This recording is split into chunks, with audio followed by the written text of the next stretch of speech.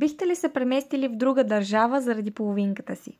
Здравейте, приятели! Аз съм Ани и създавам мини вселени в орехова черупка на Анистик. Малки светове, пълни с емоции и послания, които остават завинаги. Но сега ще ви разкажа за една млада двойка, които са минали през толкова много трудности само и само да са заедно, а аз успях да стана част от тяхната история. Останете до края на видеото, за да разберете каква е била реакцията на половинката й. Представете си да оставите всичко зад гърба си – родината, приятелите, семейството, само и само да бъдете с човека, когото обичате. Тя е от България, а той е от Америка. Запознали са се на студентска бригада и искрата пламнала веднага. Връзка от разстояние, хиляди километри ги делят, различни часови зони, безсънни нощи по телефона, но в крайна сметка любовта им устояла.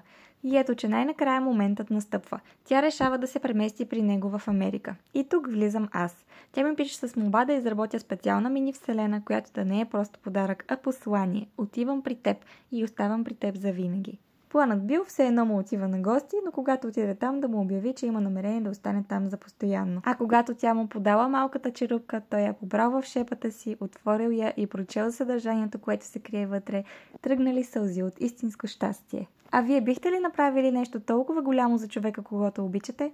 Винаги се радвайте на малките неща.